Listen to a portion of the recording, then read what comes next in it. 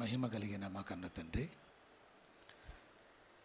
అత్యంత ప్రేమ కనికరము దయా కలిగిన మా దేవ, మీ ఘనమైన నామమునకు కృతజ్ఞతలు స్తుతులు స్తోత్రములు చెల్లిస్తున్నాము. మీ సన్నిధిలో మేమందరం ఉండడానికి, మీ మాటలు వినడానికి, మీ ఎదుట కూర్చునే భాగ్యము ధన్యత మాకు ఇచ్చినందుకు మీకు స్తుతులు చెల్లిస్తున్నాం నాయనా. వాస్తవానికి ఎన్నిక యోగ్యత లేని వారము, మీ దయాదాక్షిణ్యముల వల్ల బ్రతుకుతున్న వారము నాయన. అతి గొప్పదైన శ్రేష్టమైన మీ సేవను మేము జరిగించడానికి మీరు మాకు ఇచ్చిన సదావకాశాన్ని బట్టి మీకు స్తుతులు చెల్లిస్తూ మీ సన్నిధిలో ఉన్నాము తండ్రి. మాతో సూటిగా స్పష్టముగా బహుతేటగా మాట్లాడమని మా హృదయం అనే పలక మీద మీ మాటలు ముద్రించుకుని మరణ పర్యంతము వరకు మీ పిల్లలుగా మాకివ్వబడిన సొంత రక్షణను కాపాడుకుంటూ మీ పిల్లలుగా జీవించే భాగ్యం మాకు అనుగ్రహించండి. మొదటి వర్తమానం చెప్పిన నీ కుమారుణ్ణి మంచి ఉద్దేశాలునైనా మా అందరి హృదయాలలో, నీ పిల్లలందరి హృదయాలలో ఫలింపజేయండి. మరికొద్ది నిమిషములు మాట్లాడుతుండగా మీ మాటల వెనుక దాగిన మీ మనసు, మీ ఆంతర్యమును మాకు తెలియజేయమని, మీ పిల్లలుగా జీవించే అదృష్టాన్ని మాకు దయచేయమని మీ పాదములను బట్టి బ్రతిమలాడుకుంటూ యేసుక్రీస్తు ప్రభువారి అతి పరిశుద్ధమైన నామములో ఈ ప్రార్థన అడుగుచున్నాము తండ్రి, ఆమేన్. ప్రభువునందు ప్రియమైన దేవుని వర్లరా, ముందుగా పరలోకపు కన్న తండ్రికి కుమారుడైన యేసుక్రీస్తు వారి ప్రశస్తమైన నామములో కృతజ్ఞతలు తెలియజేస్తూ, దేవుని బిడ్డలైన మీ అందరికీ నా హృదయపూర్వక వందనాలు, శుభములు తెలియజేస్తూ ఉన్నాను. ప్రియులారా, మొదటి వర్తమానంగా మరి చాలా శ్రేష్టమైన సంగతులు తెలియజెప్పడం జరిగింది. మీరు వాటిని విని గ్రహించారని నేను నమ్ముతున్నాను. ప్రియులారా, మరి ప్రతి వారం కూడా దేవుడు మనతో చాలా చక్కని విషయాలు మాట్లాడడం అనేది జరుగుతుంది. మనం సమయాన్ని సద్వినియోగం చేసుకునే వారంగా మనం ఉండాలి. మరి ఈ వారంలో జరిగిన మంచి విషయాలు ఏంటంటే, మన సోదరులు సర్వేశ్వరరావు గారు కుమారుడు జయంత్ అక్కడ కెనడా ప్రాంతంలో ఆ గ్రాడ్యుయేషన్ పూర్తి చేసుకుని కంప్లీటెడ్గా మరి ఆ గ్రాడ్యుయేషన్ కార్యక్రమం దేవుడు విజయవంతంగా జరిగించడం జరిగింది.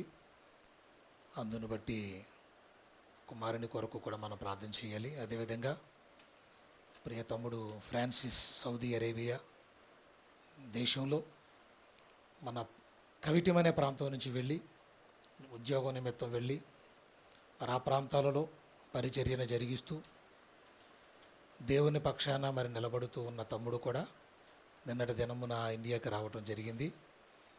ఆ కుటుంబం కొరకు కూడా మనం ప్రార్థించవలసినటువంటి అవసరం మనకుంది. ప్రియులారా, అదేవిధంగా రేపటి నుంచి దేవుని త్రాసులో నీ బరువెంత అనే అద్భుతమైన మహాసభలు 2011లో మొట్టమొదటిగా ఈ పాఠాన్ని మరి వెలికి తీసి సమాజాన్ని ఆలోచింపజేసే అద్భుతమైనటువంటి పాఠాన్ని మరి చాలామంది మరి సేవకులు కూడా ఆ మెసేజ్ విని నన్ను అభినందించిన వారు కూడా చాలామంది ఉన్నారు. అన్న మేము కూడా దీన్ని చెబుతున్నామని మాట్లాడి నిజంగా మరి సంతోషాన్ని, ఆనందాన్ని కలిగించిన సందర్భం అది. ప్రస్తుత కాల పరిస్థితులకు చాలా అవసరం. ప్రియ ఉదయ్ గారు, లక్ష్మి గారు జాబ్ చేస్తూ ఈ సభలు ఎలాగైనా మా ప్రాంతాల్లో పెట్టించాలని కంకణం కట్టుకుని ఆర్థిక ఇబ్బందులు ఉన్నా కానీ వీటిని ముందుకు తీసుకురావడం జరిగింది. ప్రియులారా, మన పిల్లలు యవనస్తులు ఆ పనుల మీదే ఉన్నారు. వాళ్ళ కొరకు, సభల కొరకు కూడా మనం బలంగా ప్రార్థన చేయాలి. ఈ సమయంలో ప్రియులారా, ఒక ప్రత్యేకమైన సంగతిని మనం ఆలోచన చేద్దాం. పరిశుద్ధ గ్రంథంలో వ్రాయబడిన ప్రతి మాట కూడా ఎంతో శ్రేష్టమైంది, విలువైంది. వాటిని మనం చదువుకుంటూ వెళ్ళిపోతే మనం గ్రహించలేం, కానీ చదివి ధ్యానించాలి, అర్థం చేసుకోవాలి. అందుకే మనం ఎప్పుడైనా దైవ సన్నిధిలోకి వచ్చినప్పుడు, తండ్రి మీరు ఏం మాట్లాడుతున్నారు నాయన, నేను అర్థం చేసుకోవాలి, నేను గ్రహించాలి నాయన, మా మనోనేత్రాలు తెరవండి తండ్రి అని మనం ప్రార్థించాలి. కాబట్టి ప్రియులారా, సులువుగా కనిపించే అవసరమైన ఒక ప్రాముఖ్యమైన సంగతి మనం తెలుసుకోవాలి. క్రీస్తు అడుగుజాడలు అనే ఒక ఆలోచనాత్మకమైన సంగతిని మనం పరిశీలన చేద్దాం. క్రీస్తు అడుగుజాడలు. ప్రియులారా, యేసుక్రీస్తు వారి యొక్క అడుగుజాడలు ఎక్కడున్నాయంటే, యెరూషలేము దేశంలో చాలామంది అక్కడికి వెళ్ళి ఆయన ఇక్కడే నడిచాడు, అడుగుజాడలు ఇవ్వుగో అని మాట్లాడే మాటలు కూడా మనం వినగలుగుతున్నాం.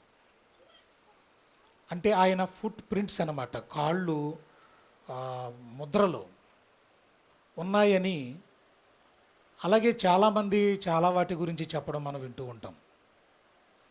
ఇది కాలికి దూరానికి సంబంధించింది కాదు దేవుని పిల్లలారా. పేతురు గారి ద్వారా మాట్లాడుతున్న ఒక మాట చూద్దాం. మొదటి పేతురు పత్రిక 2వ అధ్యాయంలో, దయచేసి జాగ్రత్తగా మనం ఈ సందర్భాలను పరిశీలన చేయాలి. మొదటి పేతురు పత్రిక 2వ అధ్యాయం 21, 22 వచనాలలో చాలా జాగ్రత్తగా చూద్దామండి. మొదటి పేతురు పత్రిక 2వ అధ్యాయం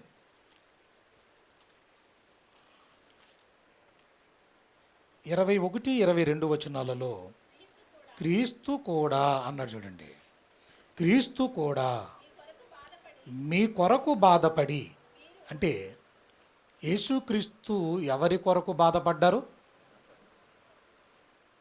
ఆయన కోసం, ఆయన కుటుంబం కోసం కాదు. మీ కొరకు అంటే ఆనాడు ఉన్న యూదులు, ఇశ్రాయేలీయులు, నేడున్న ప్రపంచ ప్రజలందరి కొరకు.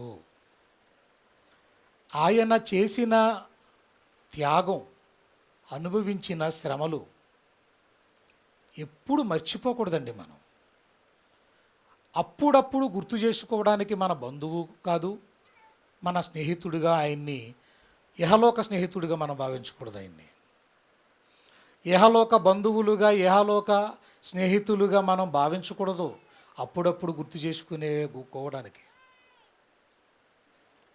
పేతురు గారు ఎంత చక్కగా మాట్లాడుతున్నాడంటే, క్రీస్తు కూడా మీ కొరకు బాధపడి మీరు తన అడుగు జాడల యందు, అందుకే టైటిల్ క్రీస్తు అడుగు జాడలు అని పెట్టాం మనం.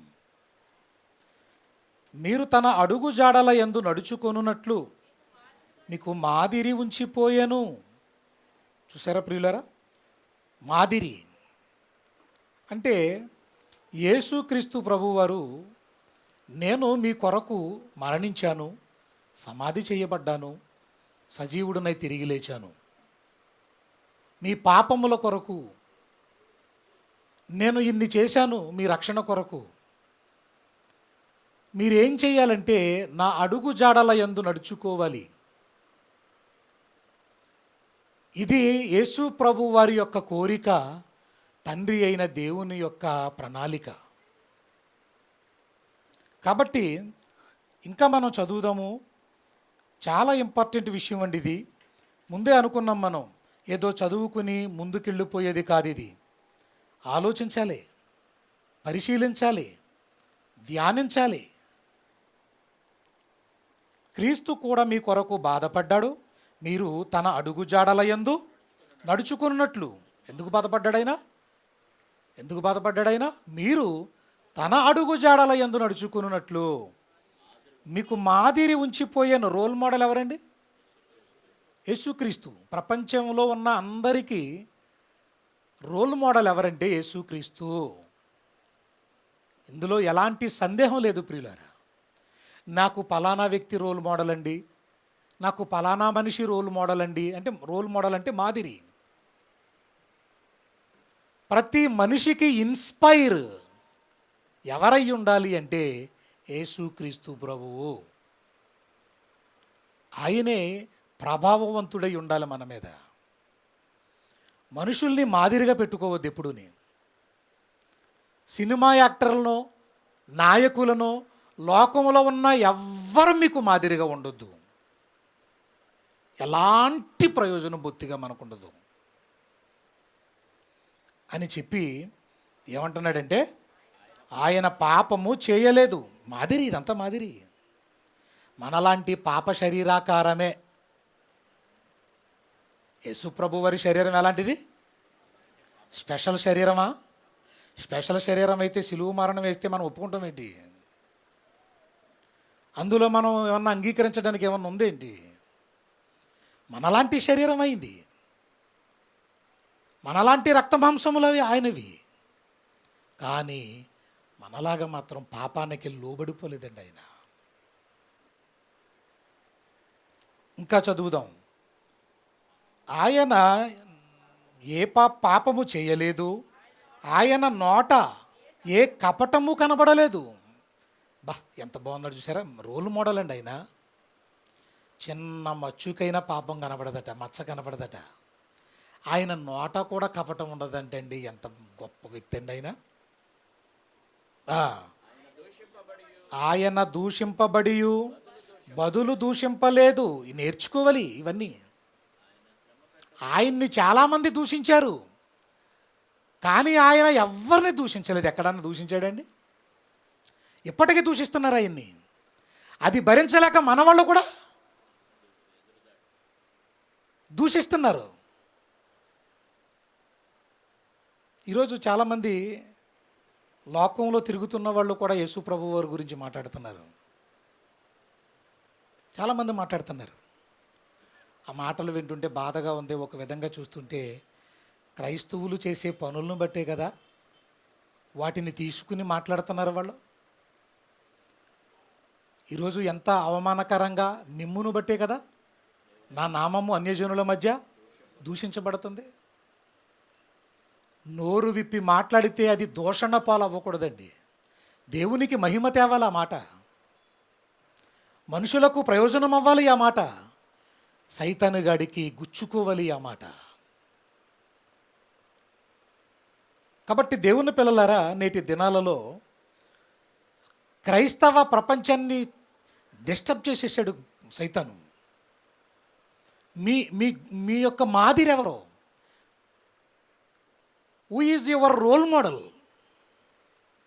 నీ రోల్ మోడల్ ఎవరు అని అడిగితే ఏమని చెప్పాలా మనం?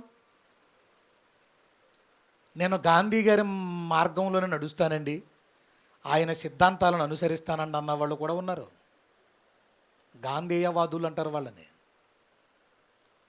క్రీస్తు నడిచి నడిచి నడిచి నడిచి ఏదైనా ఒక దారిలో ఎక్కువగా నడుచుకుంటూ వెళితే అక్కడ ఒక మార్గం ఏర్పడిపోతుంది. అవునా? ఒక బాట, దారి ఏర్పడుతుంది. ప్రభువు కూడా ఒక గొప్ప మార్గములో నడిచి నడిచి నడిచి ఓ అద్భుతమైన మార్గాన్ని వేశాడు. ఎక్కడికో తెలుసా? భూమి మీద నుంచి పరలోకానికి దారి. మిమ్మల్ని ఎందుకు క్రీస్తు అడుగు జాడలలో నడుచుకోవాలని చెబుతున్నాడో తెలుసా? ఎందుకంటే యేసుక్రీస్తు వారి నడక ఆయన అడుగులు భూమి మీద నుంచి ఎక్కడికి వెళ్ళాయి? పరలోకానికి వెళ్ళాయి. మీరు కూడా ఆయన అడుగు జాడలలో నడిచినట్లయితే ఈ లోకములో నుండి సరాసరి పరలోకానికి వెళ్ళిపోతాయి మీ అడుగులు.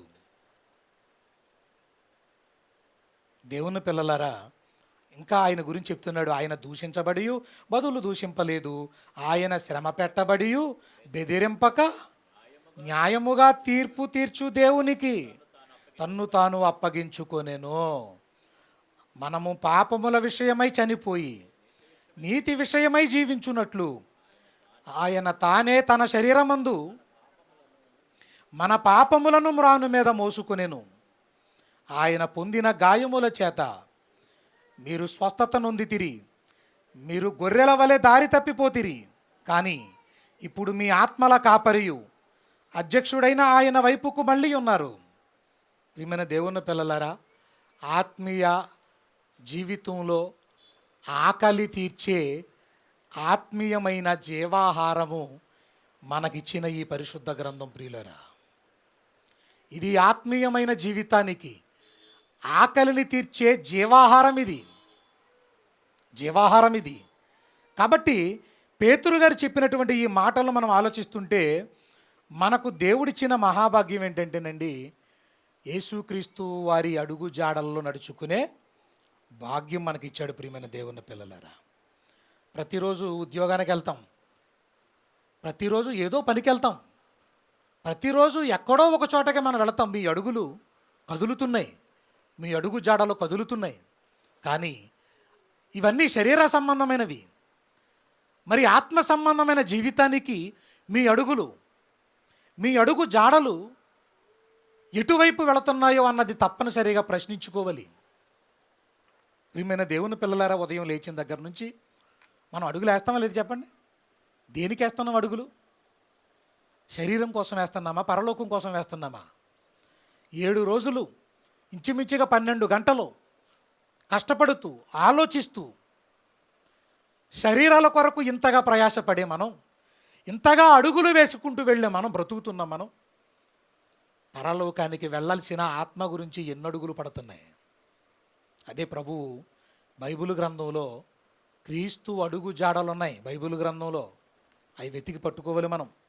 ప్రియమైన దేవుని పిల్లలారా, అందుకే ఇప్పుడు యేసు ప్రభు వారు అంటున్న మాటలు మనం చూస్తేనండి, కాలినడకతో వేయబడిన అడుగులు కాదు ఇవి. ఏదో కాలినడకతో వేసే అడుగులే కాదు ఇవి. మీరు కొంతమూరు నుంచి రాజమండ్రి వెళ్ళారా, మీరు కొంతమూరు నుంచి ఎంత దూరం వెళుతున్నారు, ఈ అడుగుల లెక్కల గురించి కాదు నేను చెప్పేది. ఆత్మ విషయములో పరలోకానికి సంబంధించి అసలు మీరు ఎలా బ్రతుకుతున్నారు? యేసుక్రీస్తు వారి గురించి పేతురు గారు చెప్పారు. కానీ కొత్త నిబంధనలో క్రీస్తుకు పూర్వమే ఒక ముఖ్యమైన భక్తుడు గురించి వ్రాయబడి ఉంది. ఆయన మార్గములో ఎలా నడుచుకుంటున్నాడో, అసలు మార్గములంటే ఏంటో ఆయన బాగా అర్థం చేసుకున్నాడు. ప్రియులారా, యోబు గ్రంథం 23వ అధ్యాయం జాగ్రత్తగా చూడండి.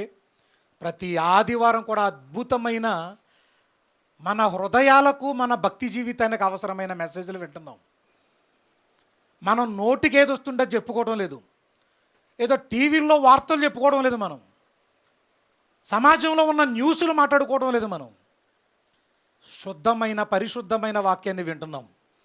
23:11 నుంచి, నా పాదములు ఎంత బాగున్నాయి చూడండి. నా పాదములు, యోబు గ్రంథం 23:11 నుంచి చదువుతున్నాం మనం. నా పాదములు ఆయన అడుగు జాడలు విడువక నడిచినవి. యోబు గారి పాదములు ఎవరి అడుగు జాడలు విడువక నడిచినవి? దేవుని, తండ్రి అయిన దేవుని అడుగు జాడలు. అంటే అడుగు జాడలంటే ఏమనుకుంటున్నారు మీరు? ఒక మనిషి చెయ్యి పట్టుకుని నడిపించుకుంటూ వెళ్తే, రే నా అడుగుల్లో అడిగేసుకుంటురా, అదా? లేదా నాన్న కుమారుడు చెయ్యి పట్టుకోవడమా, కుమారుడు నాన్న చెయ్యి పట్టుకుని ఈ నడుచుకుంటూ వెళ్ళే ఈ నడకల గురించా? లేదా ఎలా బ్రతకాలో అనే దాని గురించి చెబుతున్నాడా? ఇది మనం ఆలోచించాలి. చూద్దామండి, ఇక్కడే క్లారిటీ ఇస్తాడు మనకి. ఇక్కడ క్లారిటీ ఇస్తాడు. నా పాదములు ఆయన అడుగు జాడలు విడువక నడిచినవి, నేను ఇటు అటు తొలగక. ఎంత బాగుందో చూడండి. ఆయన మార్గము అనుసరించి తిని. ఎంత వండర్ఫుల్గా ఉందని మాట. ఇక్కడ ఎవడో గుర్తుకొస్తుండాలి ఈ పదం చదువుతున్నప్పుడు మనకి. వచ్చాడు ఎవరన్నా? ఎవరు గుర్తుకొచ్చాడా? ఎవడు గుర్తుకురాలేదు మీకు? ఏనా? సైతాన్ గాడు గుర్తుకు రావాలి. ఏముంది అక్కడ? నేను ఇటు అటు తొలగక, అంటే ఇటు అటు తొలగిపోయే లక్షణాలు యోబు గారి గ్రంథంలో దేవుడు అడిగాడు. సైతానా, అక్కడి నుంచి వచ్చావంటే భూమి మీద ఇటు అటు, చూసారా, ఇటు అటు తిరిగేలా నీ ముందు ఉంచుతాడు వాడు ఎప్పుడు. నువ్వు దాన్ని అనుసరించకూడదు. ఉత్తినే అటు ఇటు తిరుగుతావట. పని ఉండదు. మన ఎందుకు తిరుగుతున్నాం, ఎందుకు బతుకుతాం అర్థం ఉండదు ఆ బతుక్కి. నేను ఇటు అటు తొలగక అంటే సైతనగాడు, ఇటు అటు తిరిగే సైతనగాడు నా కళ్ళ ముందు ఇటు అటు తొలగిపోయే మార్గములను వాడు వేస్తాడు. కానీ నేను వెళ్ళలేదు, నేను ఎప్పుడు వెళ్ళలేదు. నేను మన ముందు కూడా ఏం వేస్తాడాడు?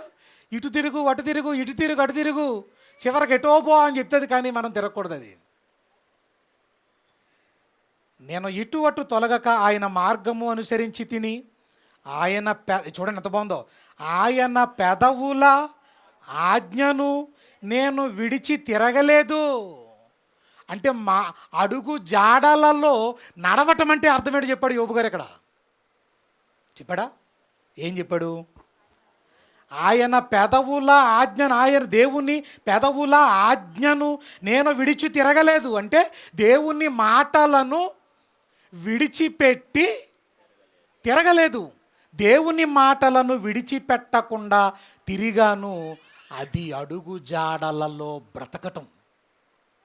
ఏంటి దేవుని అడుగు జాడల్లో నడుచుకోవడం అంటే ఏంటి చెప్పాలి మీరు? ఆయన ఆజ్ఞలను అనుసరించి నడుచుకోవటం, జీవించటం, బ్రతకటం, ఇది అర్థం. ఇది అర్థం. ఇంకా ఆయన నోటి మాటలను చూడండి, దేవుని మాటలను ఎలా చూశాడు. అందుకే ప్రతి ఆదివారం దేవుడు మనతో మాట్లాడుతున్న ప్రతి మాట నీ సొంత అభిప్రాయం కంటే, నీ జ్ఞానము కంటే చాలా గొప్పది. ఆయన నోటి మాటలను నా స్వాభిప్రాయము కంటే ఎక్కువగా ఎంచి తిని తండ్రి, నాకంటే చాలా గొప్పవి నాయన నీ మాటలు. నా ఆలోచనల కంటే, నా మాటల కంటే, భూమి మీద ఉన్న మనుషుల మాటల కంటే నీ మాటలు చాలా గొప్పవి. ఇలా అర్థం చేసుకోవాలి. ఎప్పుడు ఇలా అర్థం చేసుకోవాలి. ఆయన పెదవుల ఆజ్ఞను నేను విడిచి తిరగలేదు, ఆయన నోటి మాటలను నా స్వాభిప్రాయము కంటే, సొంత అభిప్రాయము కంటే ఎక్కువగా ఎంచి తిని. ఇప్పుడు చెప్పండి, మనం అనుకున్నది జరిగించాలా, దేవుడు అనుకున్నది జరిగించాలా? దేవుడు అనుకున్న దానికే ఎక్కువ ప్రాధాన్యత ఇవ్వాలి. దేవుడు ఏమనుకున్నాడో మీకు ఎలా తెలుస్తుంది? ఇదిగో ఆయన ఏమనుకుంటున్నాడో, ఇందులో ఆయన ఏమనుకుంటున్నాడో, ఏం కోరుకుంటున్నాడో, ఏం అనుకోవటం లేదో, ఏం ఇష్టపడటం లేదో ఇందులో ఉన్నాయి కదా. మరి ఇందులో ఉన్నాయి. ఆ 10వ వచనంలో కూడా అంత బాగుంటుంది చూడన్నమాట. 23:10, నేను నడుచు మార్గము ఆయనకు తెలియను, ఆయన నన్ను శోధించిన తర్వాత నేను సువర్ణము వలె కనబడుదును. బా, చాలా వండర్ఫుల్గా ఉందండి ఇది. నేను నడుచు మార్గం ఆయనకు తెలుసు. అందుకే ఒక పాట పెద్దవాళ్ళు భక్తులు రాస్తుంటారు, చాలా బాగుంటుంది. నేను చాలా చిన్నప్పుడు బాగా వినేవాడిని. నేను వెళ్ళే మార్గము అంత బాగుంటుందండి. నేను వెళ్ళే మార్గము నా యేసుకే తెలియును, నేను వెళ్ళే మార్గము నా యేసుకే తెలియును, శోధింపబడిన మీదట నేను సువర్ణమై మారెదను. చాలా అద్భుతమైనటువంటి పాటలన్నవి. యోబు గారు, నాకేంటిన్ని కష్టాలు, నాకేంటిన్ని శ్రమలు, నాకేంటయ్యా ఇన్ని బాధలు, ఇలా నలిగిపోతున్నానేంటి నాయనా నేను? ఓహో, శోధించబడిన తర్వాత నేను సువర్ణం వలె కదా అయిపోతాను కదా. ఒక బంగారాన్ని అది ఎక్కువ కాంతివంతంగా మారాలి అంటే అది అగ్ని పరీక్షలకు వెళ్ళాలి, సుత్తి దెబ్బలు తినాలి. అది అప్పుడు ఒక ఉన్నతమైన స్థితి దానికి వస్తుంది. మలినాలన్నీ పోతాయి, ఒక అగ్ని వలన అన్నీ కరిగిపోతాయి మలినాలన్నీ. మనం కూడా అంతేనండి. కష్టాలకు బాధలకు స్వాగతం పలకండి, రానివ్వండి, వాటిని ఆహ్వానించండి. చాలా విలువైన మాటలు ఉన్నాయి. అలాగే పాత నిబంధన కాలంలో కూడా నిజంగా ఈ ఆది కాండంలో మనకి ఇంకా చూపిస్తున్నాడు దేవుడు. ఆది కాండము 6వ అధ్యాయం, ఆది కాండము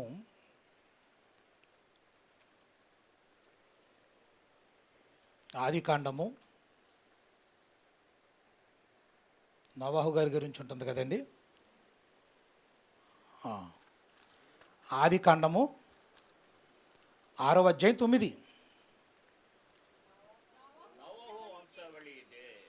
పాత నిబంధన కాలంలో నోవాహు గారి గురించి మాట్లాడుతున్నాడు దేవుడు. నోవాహు వంశావళి ఇదే. నోవాహు నీతిపరుడు. ఆ తరములో నిందారహితుడంటే ఒక్క నింద కూడా ఆయన మీద లేదు. ఏ నింద లేకుండా ఎలా బతికాడండి? ఎలా బతికాడంటారు? నేడు దినాల్లో ఒక 100 ఉండాలి మన మీద నిందలో. కొంతమందికి గొడవలంటే ఎంత ఇష్టమోనండి, నిజంగా చాలా చిత్రం అనిపిస్తుంది. వాళ్ళకి ఏ గొడవ లేకపోతే మనశ్శాంతి ఉండదు వాళ్ళకి. నేను చూశానండి అలాంటి విచిత్రమైన మనుషుల్ని చాలామంది చూశాను నేను. ఈ కళ్ళతో చాలా ఘోరాలు చూశాను నేను. గొడవలో ఎంత ఇష్టమో, ఏ గొడవ లేకపోతే ఈతను వెళ్ళిపోతాడు గొడవలోకి. ఓకే, ఏమన్నాడు? నోవహు నీతిపరుడును. గుర్తుపెట్టుకోండి, అతని క్యారెక్టర్ నీతిపరుడు. తన తరములో నిందారహితుడై ఉండెను. నోవహు దేవునితో కూడా నడిచినవాడు. ఎంత గొప్ప మాట్లాడి బాబు. అంటే దేవునితో కూడా ఎలా నడిచాడు? నీతిమంతుడుగా ఉండి నిందారహితుడిగా బతికి. దేవుడు నీతిమంతుడు, పరిశుద్ధుడు, ఏ నిందా లేనివాడు. అలాంటి దేవునిని మాదిరిగా పెట్టుకుని నీతిమంతుడుగా నిందారహితుడిగా నోవహు దేవునితో కూడా నడిచినవాడు. 11వ వచనంలో భూలోకము దేవుని సన్నిధిని చెడిపోయి ఉండెను. భూలోకం అంతా పాడైపోయింది, కానీ నోవహు మాత్రం చెడిపోలేదంటే అండి ఎంత బాగుందన్నమాట. 8వ వచనం కూడా చూడండి. 8వ వచనం, అయితే నోవహు యెహోవా దృష్టి యందు, మనుషుల దృష్టి కాదండి, మనుషుల దృష్టిలో అవసరం లేదులేండి, యెహోవా దృష్టి యందు కృప పొందినవాడాయను. ఎందుకంటే దేవునితో నడిచాడు కదా. మరి నీతిమంతుడుగా జీవిస్తూ నిందారహితుడుగా బ్రతుకుతూ యెహోవా దృష్టిలో కృప పొందినవాడాయను. దేవునితో నడిచినవాడుగా మిగిలిపోయాడు. నడవడం అంటే ఏదో ఆయన ముందు భర్త వెళ్ళడం, తర్వాత ఈవిడ 7 అడుగులు వెళ్ళడం కాదు. ఇవి కాదు. ఎలా నడవాలి? దేవునికున్న లక్షణాలు కలిగి బ్రతుకుతూ దేవుడు వేసిన మార్గంలో కాకుండా ఇటు అటు తొలగిపోకుండా నడవాలి. అది దేవుడు కోరుకునేది. ఎంత మంచోడో ఆయన గురించి ఎబ్రీ పత్రికలో కూడా చెప్తున్నాడండి.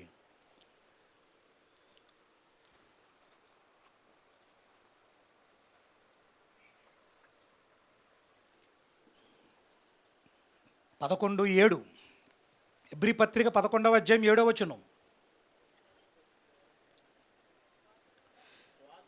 ఎబ్రీ పత్రిక 11వ అధ్యాయం 7వ వచనం ఎంత గొప్ప భక్తులో చూడండి. విశ్వాసమును బట్టి నోవహు అది వరకు చూడని సంగతులను గూర్చి. ఎప్పుడన్నా వాడని చూశాడండి? వాడ ఎలా ఉంటుందని చూశాడా?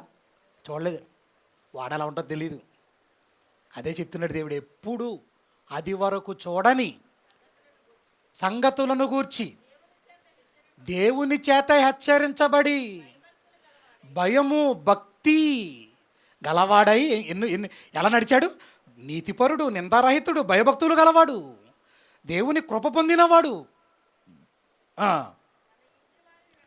తన ఇంటి వారి రక్షణ కొరకు ఒక వాడను సిద్ధము చేసెను. మనం కూడా మన ఇంటి వారి రక్షణ కొరకు వాడ సిద్ధపరచుకోవాలి. ప్రతి కుటుంబం కూడా వాడంటే వెళ్ళి గోదావరి కొట్టుని కూర్చొని కట్టేసేది కాదు. నువ్వు రక్షణ పొందడానికి నీ కుటుంబం వాడలాంటి అంత పెద్ద నిర్మాణం కాదు, అంత గొప్ప పెద్ద నిర్మాణం నువ్వు చేయవసరం లేదు, పని లేదు. అలాంటి రక్షణ మీ కుటుంబానికి నోవహు వలె నువ్వు నిర్మించుకోవాలి. దేవుని సంగమా అని దేవుడు మనల్ని హెచ్చరిస్తున్నాడా? చదవండి చదవండి, అయిపోయిందా? అందువలన అతడు లోకము మీద నేరస్థాపన చేసి విశ్వాసమును బట్టి, ఆ మాట చూడండి ఎలాగుందో, విశ్వాసమును బట్టి కలుగు నీతికి వారసుడాయను. నీతికి వారసుడు ఎవరో? బా, ఎంత బాగుందండి. విశ్వాసములకు తండ్రి ఎవరంటే అబ్రహాం అని చెప్తాం మనం. నీతికి వారసుడు ఎవరో? నోవహు. ఈ తరములో నువ్వే నా ఎదుట నీతిమంతుడిగా కనబడుతున్నావు నోవహు. ఎవండి, ఎంత గొప్ప భక్తులు కాకపోతే దేవుని కనుదృష్టిని తమ వైపు తిప్పుకున్నారండి వీళ్ళు. ఈ పరిశుద్ధ గ్రంథమైన చరిత్రలో నిలిచిపోయారండి మహానుభావులు. బ్రతికితే అలా బ్రతకటానికి మనం ట్రై చేయాలి దేవుని పిల్లలారా. బలంగానైనా సరే మనం మానుకోవాల్సింది మానేసి నిలబడిపోతావు చూడు, చావోరేవో అని. అప్పుడు ఆయన దృష్టిలోకి వెళ్ళిపోతాం మనం. నోవహు దేవునితో నడిచాడు. ఎలా నడిచాడు? దేవుని ఆజ్ఞల ప్రకారము, దేవుడు ఉన్న ప్రకారము నేను దేవుని యొక్క అడుగు జాడల్లో జీవిస్తున్నాను, బ్రతుకుతున్నాను, నడుచుకుంటున్నాను అంటున్నాడు ప్రియులారా. అలాగే పాత నిబంధనలో యోబు గారిని చూసాం, నోవహు గారిని చూసాం, ఇంకా హనోకు కూడా కనపడతాడు మనకి పాత నిబంధన కాలంలో కదా. ఎబ్రీ పత్రికలోనే కనపడతాడు. చూద్దామా? చూసి త్వరగా వచ్చేద్దాం అక్కడి నుంచి. హనోకు కూడా కనిపిస్తుంటాడు. 11వ అధ్యాయం.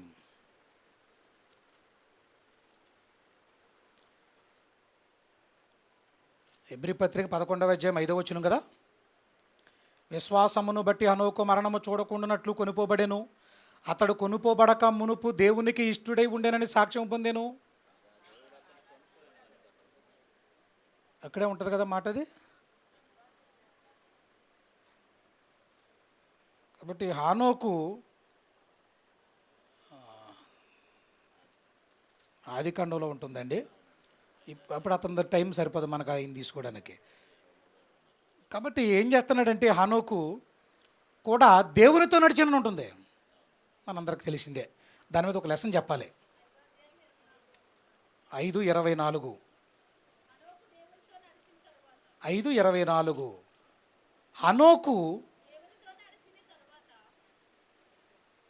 ఆదికాండం 5:24 హనోకు దేవునితో నడిచిన తర్వాత దేవుడు అతనిని తీసుకుని పోయాను. ఇతను దేవుడితో నడిచాడు, దేవుడు అతన్ని తీసుకెళ్ళిపోయాడు. దేవుడు ఎవరిని తీసుకెళ్తాడు? దేవునితో నడిచిన వారిని. ఓకే, దేవునితో నడిచిన వారిని తీసుకెళ్తాడు. ఆయన తీసుకొని పోబడక ముందు ఎలా బతికాడంట? దేవునికి ఇష్టుడై. దేవునికి ఇష్టుడుగా. అందుకే విశ్వాసము లేకుండా దేవునికి ఇష్టుడై ఉండుట అసాధ్యం. విశ్వాసం ఉండాలి దేవుని పిల్లలకి, చాలా ప్రాముఖ్యమైంది దేవుని పిల్లలరా. కాబట్టి నోవహు దేవునితో నడిచాడంటే ఎలా నడుచుకున్నాడు అనుకుంటున్నారు మీరు? నీతి కలిగి నిందారహితుడిగా ఉండి మాత్రమే అనుకుంటున్నారా? ఒక మంచి వండర్ఫుల్ వర్డ్ ఉందండి ఆయన గురించి. 2వ పేతురు పత్రిక 2:5 చూడండి ఒకసారి. 2వ పేతురు 2:5. హానోకుని అక్కడ కట్ చేసేయండి, పర్వాలేదు. 2వ పేతురు పత్రిక 2వ అధ్యాయం 5వ వచనంలో హనోకుని రౌండప్ చేసేయండి ఇక్కడ, పర్వాలేదు. 2వ పత్రిక 2వ అధ్యాయం 5వ వచనంలో, మరియు ఆయన పూర్వకాలమందున్న లోకమును విడిచిపెట్టక భక్తిహీనుల సమూహము మీదికి జలప్రళయమును రప్పించినప్పుడు నీతిని ప్రకటించాడు. చూసారు ఎలాగుందో? నీతిమంతుడు కాదు, నీతిమంతుడే కాదు, ఇంకా నీతిని జరిగించు ప్రతి వాడును. మీకు చెప్పాను చాలాసార్లు, నీతిమంతుడు ఎవరో, నీతిమంతుడు ఎవరో ఈ చదివిన తర్వాత చూద్దాం. నీతిని ప్రకటించిన నోవహును మరి 7గురిని కాపాడాను. దేవుడు కాపాడాడు. అంటే నోవహు గారు జలప్రళయ కాలంలో ఏం చేశాడు? ఒకవైపు వాడ నిర్మాణం చేస్తూ, మరోవైపు ఇది దేవుడికి సంబంధించిందే, ఇది తన కుటుంబాన్ని రక్షించుకోవడానికి. ఆయన ప్రకటించింది ప్రజలందరినీ రక్షించుకోవడానికి. 1 కుటుంబాన్ని రక్షించడానికి, 2 ప్రజలందరినీ రక్షించడానికి. దేవుని నీతిని ప్రకటిస్తున్నాడట. దేవుని నీతిని ప్రకటిస్తున్నాడండి నోవహు. అది దేవుని అడుగు జాడలు నడుచుకోవటం అంటే. కాబట్టి నీతిమంతుడు అంటే ఎవరండి ఇప్పుడు? ఇప్పుడు నీతిమంతుడు అంటే మొదటి యోహాను పత్రిక చదువుకున్నాం మనం. నీతిని జరిగించు ప్రతి వాడును నీతిమంతుడు. మర్చిపోయారా? మర్చిపోతే మరి మాట్లాడతలేదు కదా. మర్చిపోతే ఏం చేసినట్టు మనం? మర్చిపోయాం. ఎక్కడుంది అది? మొదటి యోహాను పత్రిక 3వ అధ్యాయం 7వ వచనం. మొదటి యోహాను పత్రిక 3వ అధ్యాయం 7వ వచనంలో అది ఆ మాట కావాలి మనకి. ఆయన నీతిమంతుడై ఉన్నట్టు అంటే దేవుడు నీతిని జరిగించు ప్రతి వాడును నీతిమంతుడు. ఇప్పుడు చెప్పండి, మనం ఎలా ఉండాలి? ఇప్పుడు మనం ఎలా ఉండాలి? ఎలా ఉంటే దేవుని అడుగుజాడలో నడిచిన వారం? నీతిమంతుడుగా ఉండాలి, నీతిని జరిగించే వారిగా ఉండాలి. నీతిని ఎలా జరిగించాలి? ఇప్పుడు ఎలా జరిగించాలి? అబ్రహాము దేవుణ్ణి నమ్మెను, అది అతనికి నీతిగా ఎంచబడెను. మనము అనేకులను దేవుణ్ణి నమ్మేటట్టుగా చేయాలి, అది మనకు నీతిగా ఎంచబడుతుంది. కాబట్టి దేవుని పిల్లలారా, నేటి దినాల్లో చాలామంది అదిగో మత ప్రచారం అని అనుకుంటున్నారు. వాళ్ళు అనుకుంటున్నారని మనం ఫీల్ అయిపోవలసిన పనేమీ లేదు. వాళ్ళు అనుకుంటున్నారు మతం అని, మాకు కాదని చెప్పడమే. మంచిగా బ్రతకమని చెప్తున్నాడు దేవుడు, పరిశుద్ధంగా యథార్థంగా నీతిగా బ్రతకమని చెప్తున్నాడు ఆయన. ఎవరో ఏదో అంటున్నారని, తిడుతున్నారని, కొడుతున్నారని నీ పని నువ్వు ఆపడానికి వీల్లేదు. మొదటి శతాబ్దంలో రాళ్ళు కొట్టి చంపేశారు ఆ కాలంలో. మరి ఇప్పుడేముంది?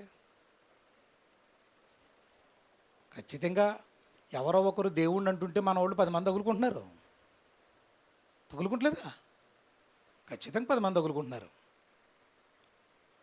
బోడు మంది తగులుకుంటున్నారు వాళ్ళని. ప్రియమైన దేవుని పిల్లలారా, కాబట్టి ఇప్పుడు మనం నేర్చుకోవాల్సింది ఏంటంటే, పౌలు గారు అంటున్నాడు క్రీస్తు అడుగు జాడలలో. పేతురు గారు అన్నారు, పౌలు గారు కూడా అంటారు. మొదటి కొరింథీ పత్రిక 11వ అధ్యాయం 1వ వచనం.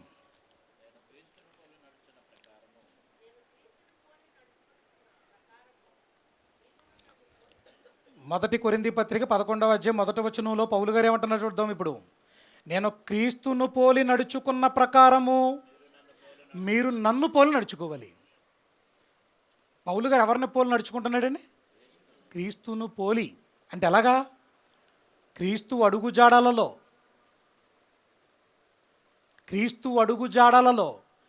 క్రీస్తు మార్గములో. అందుకే యేసుప్రభు వారు నేనే మార్గం అన్నాడే. మార్గం ప్రభువు ఎవరు? మార్గం. ఆ మార్గంలో నువ్వు నడవాలి. క్రీస్తు మార్గం అది పరలోకపు మార్గం, అందులో నువ్వు నడవాలి దేవుని పిల్లలారా అంటున్నాడు దేవుడు. కాబట్టి యోబు గారిని చూసాం, ఎంత గొప్ప భక్తుడో బాగా అర్థం చేసుకున్నాడు. ఆయన నీ అడుగు జాడల్లో నడవటం అంటే నీ ఆజ్ఞల ప్రకారంగా బ్రతకటం, మేము జీవించటం.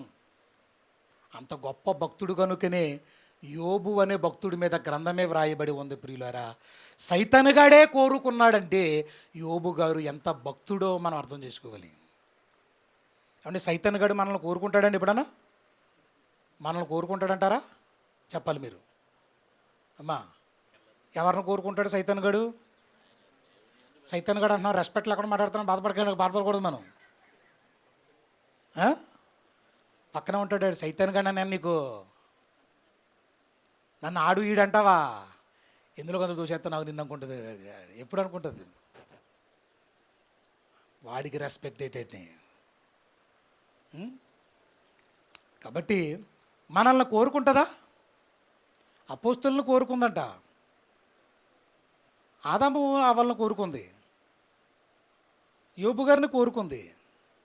మనల్ని కోరుకుంటుందా? ఏం మాట్లాడుతున్నది ఏంటి? మీ రోల్ మోడల్ ఎవరు చెప్పండి ఒకసారి, బాగుంటుంది చెప్పండి. మీ రోల్ మోడల్ ఎవరు? మీరు ఎవరిని ఫాలో అవుతున్నారు? మాట్లాడండి, పర్వాలేదు. యేసుక్రీస్తు ప్రభు వారినా? నేను పలానా వ్యక్తిని పోలి నడుచుకుంటాను. నేను నడుచుకుని నరకానికి వెళ్ళి కానీ. కాబట్టి ఇంకా మన ఇష్టం అని దేవుడు ముందు చెప్పేస్తాడు, మీ ఇష్టం నాయన అన్నట్టుగా. కాబట్టి ప్రభు అడుగుజాడలు ఎక్కడి నుంచి ఎక్కడికి వేయబడ్డాయి? భూమి మీద నుండి పరలోకానికి వేయబడ్డాయి. కాబట్టి ఆయన అడుగుజాడల్లో నువ్వు నడిచావనుకో, భూమి మీద నుంచి పరలోకానికి వెళ్తావు. నువ్వు ఇటు అటు తిరగొద్దు, అదిగో లోకం ఇదిగో పాపం, నువ్వు తిరక్కటి అటు ఇటు తిరగొద్దు. ఇక దయ్యంగల్లా తిరగకూడదు నువ్వు. అలాగా ఒక స్థిరత్వం ఉండాలి, ఒక స్టెబిలిటీ ఉండాలి. ప్రియ దేవుని పిల్లలారా, కాబట్టి ఇంకొక మాట చెప్తున్నాడు. ఎబ్రీ పత్రికలో వ్రాయబడిన మాట, ఎబ్రీ పత్రికలో వ్రాయబడిన మాట బాగుంటుందండి. మాట 2వ అధ్యాయం. ఇప్పుడు యేసు ప్రభు వారు శోధనలో శ్రమలు అనుభవించారండి? అనుభవించారా? మనమేం అనుభవించాలి? మనం కూడా. యోబు గారు కూడా దేవుల్లో నడుచుకున్నాడు, శ్రమలు అనుభవించాడా? శోధనలు అనుభవించాడా? అనుభవించాడు. మరి మనం చెప్పాలి. ఒక విషయం చెప్తాను, మీరు గమనించండి. యేసు క్రీస్తు లాంటి శ్రమలు అనుభవించాలా? యోబు గారి లాంటి శ్రమలు అనుభవించాలా? మనకు తక్కువేనా? కరెక్ట్గా చెప్పండి. మీరు బాగా ఏదో చెప్తున్నారు కానీ నాకు అర్థం అవ్వట్లేదు అది. అంత లేదా మనకే? అంత పడాల్సిన పని లేదు మనకి. సింపుల్. అంత అనుభవించాల్సిన పని లేదు మనకి. ఎబ్రీ పత్రిక 2వ అధ్యాయం 18వ వచనం. ఎందుకంటే మనకి ఎంత బెనిఫిట్స్ ఉన్నాయి చూడండి. మనల్ని ఆ శోధనలో నుంచి ఏం చేస్తానంటున్నారు చూడండి. ఎబ్రీ పత్రిక 2:18, వారు తాను శోధించబడి శ్రమ పొందెను కనుక, యేసుప్రభు శోధింపబడి శ్రమ పడ్డాడు కనుక, శోధింపబడిన వారికి సహాయం చేస్తాడు. ఆయన సహాయము చేయ గలవాడై ఉన్నాడు. బా, ఏం చేస్తాడు ఇప్పుడు శోధనలో? మనకి ఏం చేస్తాడట? యోబు గారి కంటే అన్ని శ్రమలు నీకు రావు, యేసు ప్రభు వారికి వచ్చిన అన్ని శ్రమలు నీకు రావు. నీకు వచ్చి ఏమన్నా మనకు వచ్చేయండి అన్ని? నిజంగా చెప్పండి. చాలా శోధనలు, బాధలు, కష్టాలు వచ్చేసాయి అంటాం మనం. అంటామా లేదా? చెప్పండి. పౌలు గారికి వచ్చినట్టు వచ్చాయా? అపోస్తులకు వచ్చినట్టు వచ్చాయా? యోబు గారికి వచ్చినట్టు వచ్చాయా? యేసు ప్రభు గారికి వచ్చినట్టు వచ్చాయా? చెప్పండి మీరు. పోనీ వాళ్ళకెందుకు వచ్చాయి, మనకెందుకు వస్తున్నాయి? చెప్పండి, పర్వాలేదు. వాళ్ళ దేవుని కొరకు బతికినందుకు వచ్చాయి, మనకెందుకు వచ్చాయి? చెప్పండి. మనం బతకనందుకు వచ్చాయి. సింపుల్. కానీ ఈ శ్రమలు తీసుకెళ్ళి దేవుడి మీద గింటకూడదు మనం. సైతాన్ గారు నేను చాలా శోధించేస్తున్నాను అనకూడదు. శోధించేస్తున్నాడు అంటే నువ్వు భక్తుడివై ఉండాలి నువ్వు. కాబట్టి సైతాన్ గారు శోధించేంత గొప్ప భక్తి నీ దగ్గర ఏమీ లేదు. ఉందా? అందుకే మీ స్వకీయ దురాశల వలన మీరు ఏడవబడి అన్నాడు చూడండి. ఏడవబడి అంటే మనం చేసే పనులను బట్టి కూడా మన మీదకే వచ్చేస్తూ ఉంటాయి అన్నమాట. కాబట్టి ప్రియమైన దేవుని పిల్లలారా, మనల్ని ఏం చేయమంటున్నాడంటే, చాలా వాక్యం మనల్ని ఏం చేస్తుందంటే బలపరుస్తుంది. ప్రభువు సహాయకుడిగా ఉన్నాడో మనల్ని ఆదరిస్తున్నది వాక్యం. మనకి చాలా ఉన్నాయి. నాయనా నీకు పరలోకం ఉంది. పరలోకం ముందు ఈ శ్రమలు ఏపాటివండి? మనము పొందబోవు మహిమ ఎదుట ఇప్పటి కాలపు శ్రమలు ఎన్న తగినవి కావదని ఎన్నో శ్రమలు అనుభవించిన పౌలు గారే చెప్పాడు కదా. ఒక శ్రమ అనుభవించిన మనకు ఎందుకు నిరీక్షణ లేదు? మనం అప్పుడప్పుడు పాటలు పాడుతూ ఉంటాం. బాగా పాడతాం మనం. నేసాగేద యేసు నీతో. ఏమైనా బుడగబెట్టి సాగుతాకి సాగుతాడట, అలా సాగుతాడట. ఏమైనా రబ్బర్ ముక్కవా సాగుతాకి? ఉచిదే సాగుతానంటాడు, ఏమి సాగడం. మనకి శ్రమలో, బాధలో, కష్టాలు రానంత వరకే భక్తి. నేను చాలామంది చూశాను. శ్రమ వస్తే పక్కనెట్టేసే రకం, కష్టం వస్తే పక్కనెట్టేసే రకాలు చాలామంది ఉంటాం. అలాగా కష్టాలు వచ్చినా, బాధలు వచ్చినా. ఉదయకాలంలో మళ్ళీ చూసిన పెద్దవిడ వీడియో ఇంకోటి. ఈ అమ్మ ఎప్పుడైనా అనారోగ్యం బాగోక ఒక రోజు ప్రార్థన అనేది ఏం చేస్తామని అడిగాడు ట్యాంకరు. ఆ రోజు నేను దేవుని దగ్గర దొంగతనం చేశానని ఎడుతుందటండి. మరి మనమైతే దేవుడే దొంగతనం చేశాడని ఎడుతాం మనం. మనదేదో తినేసినట్టు బాధపడిపోతాం, అదేంటో కానీ మనం ప్రియమైన దేవుని పిల్లలారా. కాబట్టి మరి సాగడం అంటే దేవునిలో చివరి వరకు ఏం చేయాలి? శ్రమలు వస్తాయి, కష్టాలు వస్తాయి, బాధలు వస్తాయి, ఇబ్బందులు వస్తాయి, ఎన్నో వస్తాయి. అయినా నువ్వు క్రీస్తు అడుగు జాడలో నడుచుకోవటం నువ్వు మానడానికి వీల్లేదు. ఇంకొక మాట మనం చూద్దాం ప్రియులారా, ఇంకొక మాట చూద్దాం. ఫిలిప్పీ పత్రికలో రాయబడిన మాట 2వ అధ్యాయం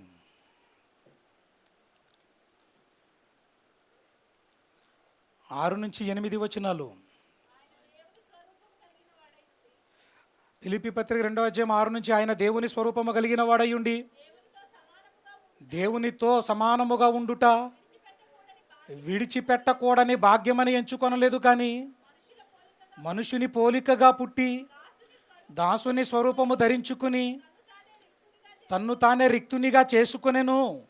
మరియు ఆయన ఆకారమందు మనుషునిగా కనబడి మరణము పొందునంతగా, అనగా శిలువ మరణము పొందునంతగా విధేయత చూపిన వాడై తన్ను తాను తగ్గించుకొనెను.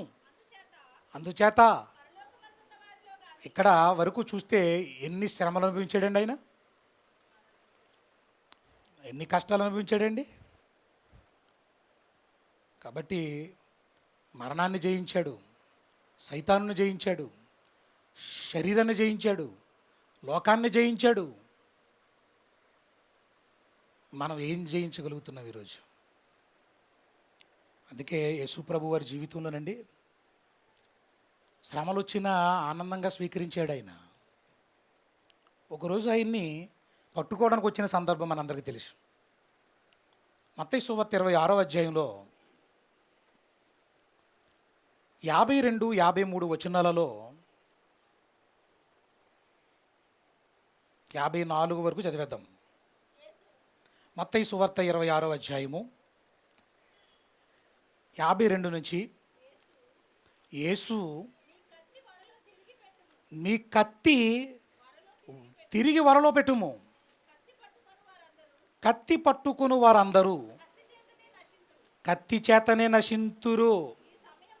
ఈ సమయమున మనకు తెలుసు కదా, యేసుప్రభు వారిని సైనికులు పట్టుకోవడానికి వచ్చారు. ఇలాగ పేతురు గారు ఏం చేశాడు? చెవి నరికేశాడు. మలుకు అనే సైనికుడి చెవి నరికేశాడు. యేసుక్రీస్తుని పట్టుకుంటావా నువ్వు అని.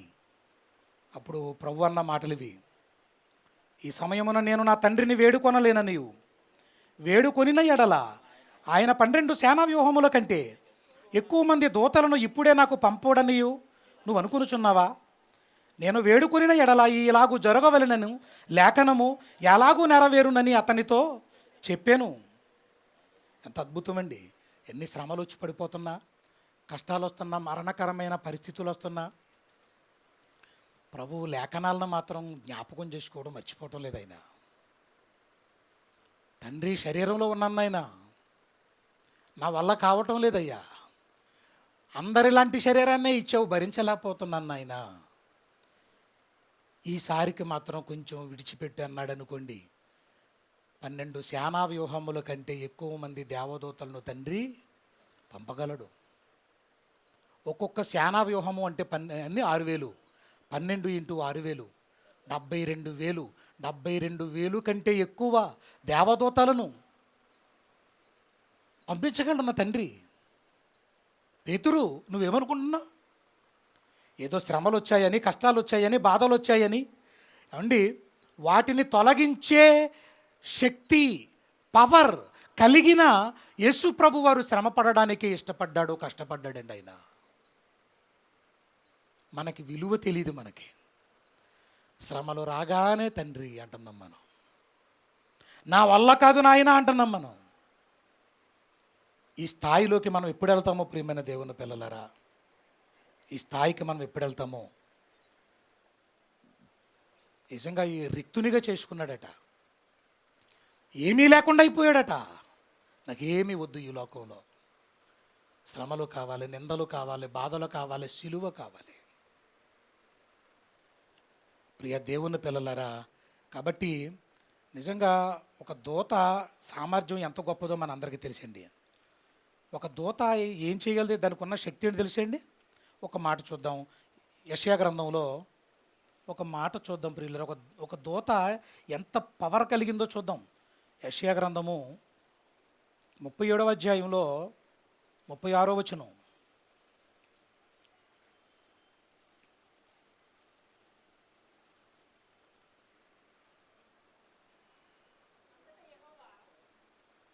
అంతటా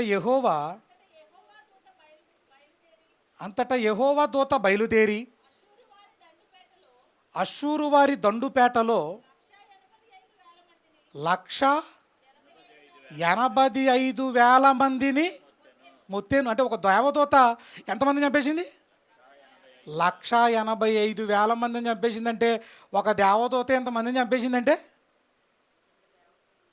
72,000 కంటే ఎక్కువ, సేనా వ్యూహముల కంటే ఎక్కువ దేవదూతలు ఏం చేయగలవు? ఇంత పవర్ఫుల్, నిజంగా ఇంత జెట్ కేటగిరీ కూడా సెక్యూరిటీ కూడా పనికిరదండి. అసలు ప్రపంచాన్ని బూడిద చేసి పారేయగలం అంత శక్తి సామర్థ్యాలు కలిగినవి దేవదూతలు. ఆత్మలవి.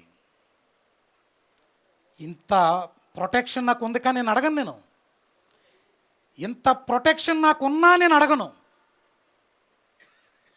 మనం ఎందుకు అడుగుతున్నాం ఈరోజు అంటే మనకు అర్థం అవ్వక,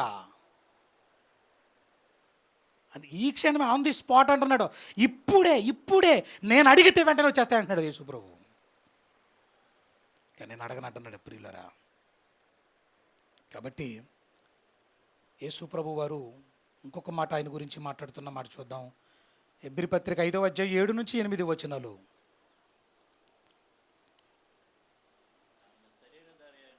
హెబ్రీ పత్రిక 5వ అధ్యాయం 7, 8 వచనాలలో, ఆయన శరీరధారి ఉన్న దినములలో మహారోదనముతోను, రోదన అంటే తెలుసు కదా మనకి, రోదన అంటే తెలుసు కదండి. అంటే గుండెలు బాదుకుని ఏడుస్తాను చూసారా, ఎక్కువగా ఏడవటం అన్నమాట అది. కన్నీళ్లతోనూ తన్ను మరణము నుండి రక్షింపగలవానికి ప్రార్థనలు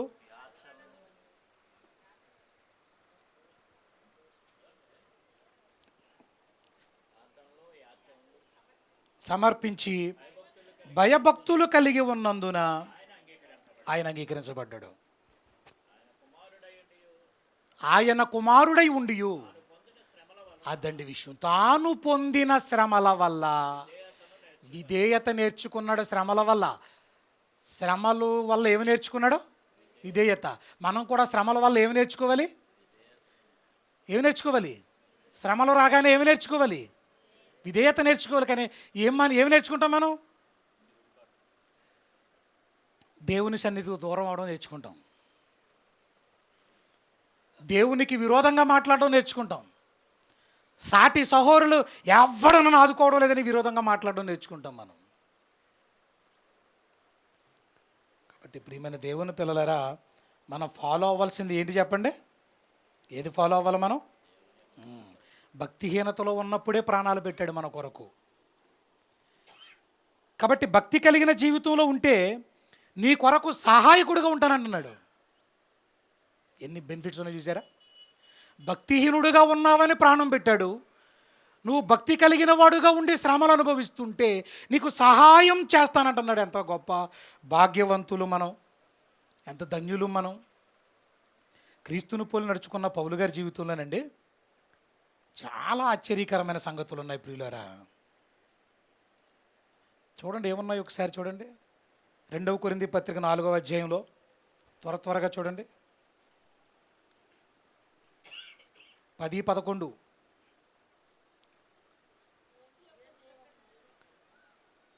రెండవ కొరింథీ పత్రిక 4వ అధ్యాయం 10-11.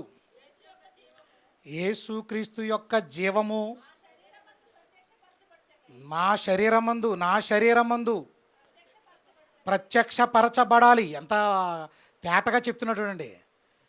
యేసు క్రీస్తు జీవం అంట మా శరీరమందు ప్రత్యక్షపరచబడుటకై యేసు యొక్క మరణానుభవమును మా శరీరమందు ఎల్లప్పుడూ వహించుకొని ఉన్నాము. ఎలయనగా యేసు యొక్క జీవము కూడా చావునకు లోనైన శరీరం, మత్స్యమంటే చచ్చిపోయేది, యేసు యొక్క జీవము కూడా మా మత్స్య శరీరమందు ప్రత్యక్షపరచబడినట్లు బతికి ఉన్న మేము, సజీవులుగా ఉన్న మేము ఎల్లప్పుడూ యేసు నిమిత్తము మరణమునకు అప్పగింపబడుచున్నాము. బతికి ఉన్నాం మేము. ఏమండి, యేసు జీవం ఎక్కడ కనపడలేదే? క్రీస్తు జీవం, యేసుక్రీస్తు జీవం ఎక్కడ కనిపించాలి? మన శరీరాల్లో. మీ శరీరాల్లో ఏం కనపడాలి? క్రీస్తు జీవము కనిపించాలి. ఎంత చక్కగా ఉన్నాయండి మాటలు. అందుకే మరణానుభవంలో ఏం చేశాడట? పాలివాడుగా ఉంటున్నాడు. ఇంకొక మాట, 1 కొరింథీ పత్రిక 15:31. 1 కొరింథీ పత్రిక 15:31. 1 కొరింథీ పత్రిక 15:31లో, సహోదరులారా, మన ప్రభువైన క్రీస్తు యేసునందు మిమ్మును గూర్చి నాకు కలిగి ఉన్న అతిశయము తోడు నేను దినదినము, ఏమంటే చావు ఎన్నిసార్లు వస్తుంది? కానీ క్రీస్తు అడుగు జాడాలలో నడుచుకుంటున్నాను నేను దినదినము చనిపోతున్నానయ్యా. ఎంత భక్తి కాకపోతే ఎలాంటి జీవితం బ్రతుకుతారండి, జీవిస్తారండి వీళ్ళు. ఏది దినదినము చనిపోయేంత శ్రమలు మన బ్రతుకుల్లో ఏం కనపడుతున్నాయి? దినదినము చనిపోవచ్చున్నాను. 32వ వచనం, మనుష్య రీతిగా నేను ఎఫెసులో మృగములతో పోరాడిన ఎడల నాకు లాభమేంటి? అంటే పౌలు గారు ఎఫెసులో ఎవరితో పోరాడాడు? మృగములతో. అంటే అడవులలో, అరణ్యాలలో ఉన్న మృగాల లాంటి మనుషులు.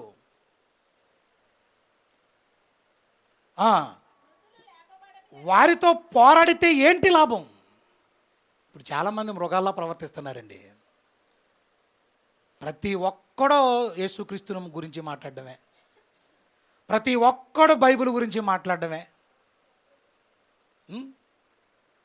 ఈరోజు ఇలా మాట్లాడుతున్నప్పుడు మనం ఏం చేయాలి? వాళ్ళతో ఎలా పోరాడాలి? మనం పోరాటం ఎలా చేయాలి? సాత్వికంతోనూ ప్రేమతోనూ సమాధానమే చెప్పాలి.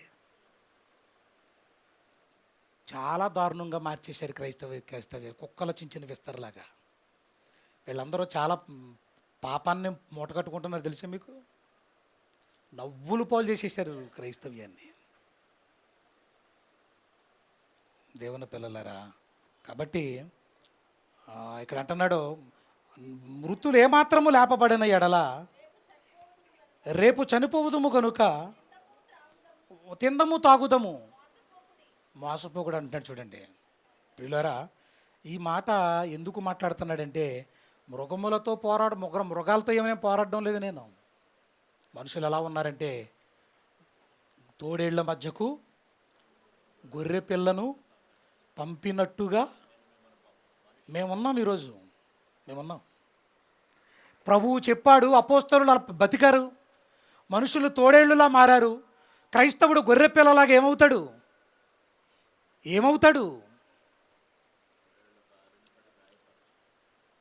అంటే గొర్రె పిల్ల తోడేళ్ళని చంపేద్దా? తోడేళ్ళు గొర్రె పిల్లని చంపేస్తాయా? తోడేళ్లే గొర్రె పిల్లని చంపేస్తాయి. క్రైస్తవ జీవితం శ్రమలకు అంకితం ప్రియులారా. మంచి మాట, రోమపత్రిక 8:36. క్రీస్తు అడుగు జాడ, క్రీస్తుని పోలు నడుచుకున్నానంటున్న పౌలు గారు ఎలా ఏం చేస్తున్నాడో, ఏం అనుభవిస్తున్నాడో చూస్తున్నాం మనం. రోమా 8:36 బాగుంటుందండి మాట. ఇందును గూర్చి వ్రాయబడినదేమనగా, నిన్ను బట్టి దినమెల్లా మేము వధింపబడిన వారం, వదకు సిద్ధమైన గొర్రెలమని మేము ఎంచబడిన వారం. క్రైస్తవుడు ఎవరో? వదకు సిద్ధపడిన గొర్రెలం. బలికి సిద్ధపడిన గొర్రెలు. ఎవరో? క్రైస్తవులు. యేసుప్రభు వారు బొచ్చు కత్తిరించు వాని ఎదుట గొర్రె పిల్లలా మౌనంగా ఉండెను, అలా మౌనంగా ఉన్నాడు ఆయన. ఇంకేమన్నాడు? దినదిన చనిపోతున్నాడు కదా. 2వ తిమోతి పత్రిక 4వ అధ్యాయం 6-8 వచనాలు కూడా చూసేయండి ప్రియులరా, ముగించేస్తాను ఇక. 2వ తిమోతి పత్రిక 4వ అధ్యాయం 6-8 వచనాలు.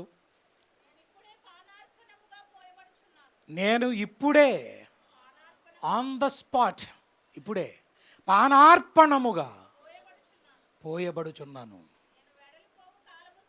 ఆ మాటలు వింటుంటే గుండె తరుక్కుపోతుంటుందండి బాబు. ఆ ఫీలింగ్స్ మనకు తెలియటం లేదు కానండి, గుండె తరుక్కుపోయే మాటలండి ఇవి. నేను ఇప్పుడే పానార్పణముగా పోయబడుచున్నాను. పానార్పణంగా పోయబడడం ఏంటి? నీరు పోయబడటం మొక్కకు ఎలాగో తెలుసు. పానార్పణముగా నేను ఇప్పుడే పానార్పణముగా పోయబడుతున్నాను అంటున్నాడు. అంటే అర్థమేంటి తెలుసా ప్రియులారా?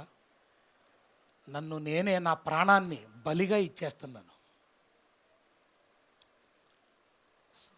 నా కొరకు ప్రాణాలు అర్పించిన ప్రభువు కొరకు, ఆ ప్రభువు సర్వమానవాళి ప్రజల కొరకు ఎలా బలి అయిపోయాడో, తన ప్రాణాన్ని ఎలా ఇచ్చేశాడో, తన పానార్పణముగా ఎలా పోయబడ్డాడో, క్రీస్తును పోలి నడుచుకుంటున్న నేను కూడా పానార్పణముగా పోయబడుతున్నాను. ఇదిగో ఇంకా చూడండి ఏమంటున్నాడో, నేను వెడలిపోవు కాలము సమీపమై ఉన్నది, మంచి పోరాటము పోరాడి తిని, నా పరుగు కడముట్టించి తిని. ఇవన్నీ చేస్తూ పైగా ఏం చేస్తున్నాడు? ఒక కన్ను దేని మీద వేశాడు? విశ్వాసమును కాపాడుకుంటుని. ఇక మీదట నా కొరకు నీతి కిరీటము ఉంచబడి ఉన్నది. పౌలు గారికి ఎంత ధైర్యం! ఏముంది ఆయనకి? నీతి కిరీటం ఉంది ఆయనకి. మరి మనకేముంది? మనకేం ఉంచబడని చెప్పండి? ఏం చేస్తున్నాడని పౌలు గారికి నీతి కిరీటం ఉంది? మంచి పోరాటం పోరాడాడంట, పానార్పణంగా పోయబడుతున్నాడంట, ఇంకా విశ్వాసమును కాపాడుకుంటున్నాడంట. చూసారా ఎలా బతుకుతున్నాడు? కాబట్టి నా కొరకు నీతి కిరీటం ఉంది. మంచి 3 లక్షణాలు చూసాం ఇతనిలో. ఇప్పుడు మరి మనకేముంటుంది చెప్పండి? 3 పూటలు తిండి తినేసి కొండ శిలవల్లా కదలపోతున్నారు ఈరోజు ప్రజలు, విశ్వాసులు. ఈరోజు మేకను మింగేసిన కొండ శిల ఉంటుంది చూసారా? కదలతో అలాగే ఉంటుంది, రోడ్డు పక్కన అడుకోటి ఏం చేయదు. ఇంకది ఏముందండి? నీతి కిరీటం ఉందా? మనకే ఉందా నీతి కిరీటం? పౌలు గారి మాటలు వింటుంటే ఎంతో గుండెల నిండా వేదనతో నేను వెళ్ళిపోయే సమయం దగ్గర పడిపోయింది అంటున్నాడు. నేను వెడలిపోయి క్రీస్తుతో కూడా ఉండాలని ఆశగా ఉంది, కానీ మీకోసమే శరీరం అందు ఉన్నాను. నేను ఇంకా ఎందుకు బతుకున్నానంటే మీకోసమే. చూడండి పౌలు గారు అన్నారు ఆ మాట. ఫిలిప్పీ పత్రిక 2:17 ఆయన అంటున్నాడండి ఆ మాట అంటున్నాడు చూడండి. ఫిలిప్పీ పత్రిక 2:17, ఫిలిప్పీ పత్రిక 2:17, మరియు మీ విశ్వాస యాగం. ఏ యాగం? ఎన్నో యాగాలు, యజ్ఞాలు తెలిసి మనకి. ఇక్కడ ఒక స్పెషల్ చెప్తున్నాడు, మీ విశ్వాస యాగము దాని సంబంధమైన సేవలోను నేను పానార్పణముగా పోయబడినను. నేను ఆనందించి, ఎలా పోయబడుతున్నాను అయినా నేను ఆనందించి మీ అందరితో కూడా సంతోషింతును. ఏమండి సంతోషిస్తున్నాడట పానార్పణంగా పోయబడుతున్నందుకు. పానార్పణంగా పోయబడమే చాలా కష్టం, దాని కొరకు సంతోషిస్తున్నాడంట. ఏమండి ప్రతి మాట మనల్ని నిలబెడుతుంది కదండి, కదిలిస్తుంది కదా. నువ్వేం చేసావని అడగట్లేదు మనల్ని. నువ్వెక్కడున్నావు క్రైస్తవుడా అని ప్రశ్నించటం లేదా మనల్ని.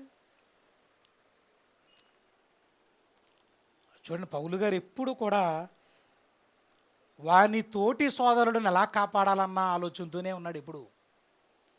2 కొరింథీ 1:6, రెండవ కొరింథీ పత్రిక 1వ అధ్యాయం 6వ వచనంలో ముగిస్తానేక. 2వ కొరింథీ పత్రిక 1వ అధ్యాయం 6వ వచనం, నేను శ్రమ పొందినను మీ ఆదరణ కొరకును రక్షణ కొరకును పొందుతాము. ఎంత బాగుందండి. నేను శ్రమ పడతాం, కానీ ఎవరి కోసం? మీ ఆదరణ కోసం, మీ రక్షణ కొరకు. మేము ఆదరణ పొందినను మీ ఆదరణ కొరకే పొందుతాము.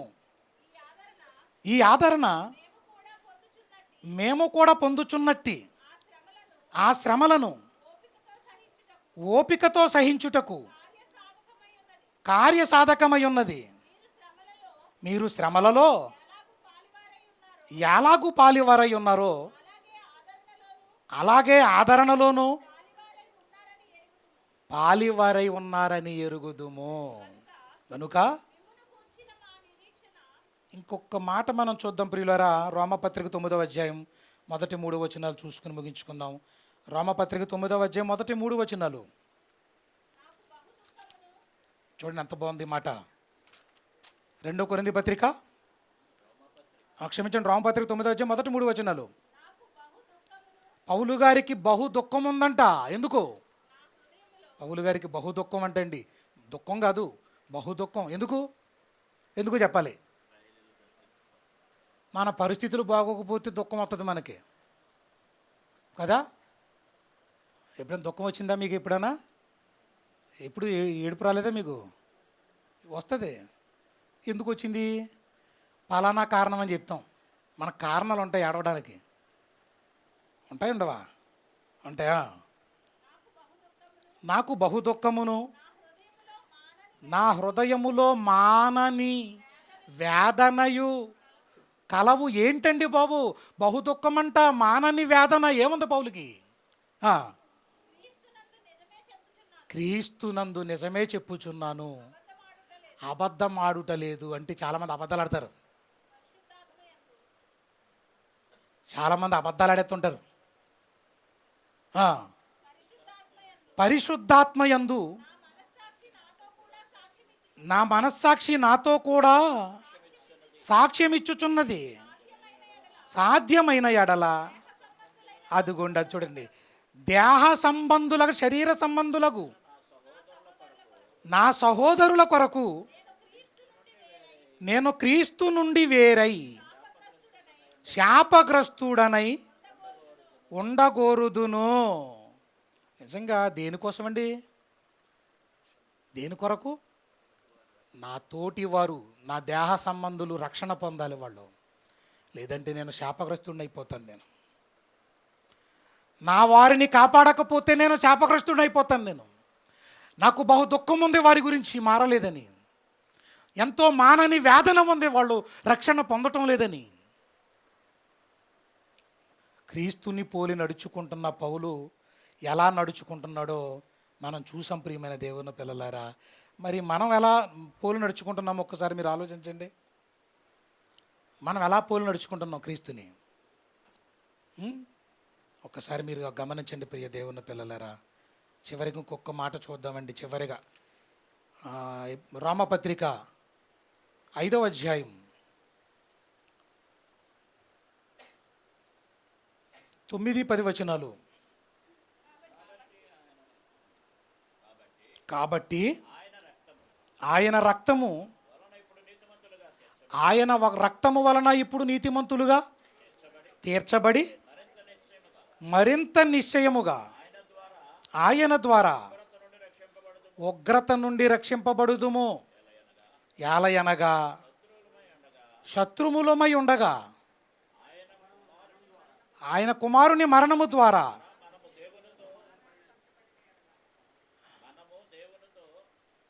మనము దేవునితో సమాధానపరచబడిన ఎడల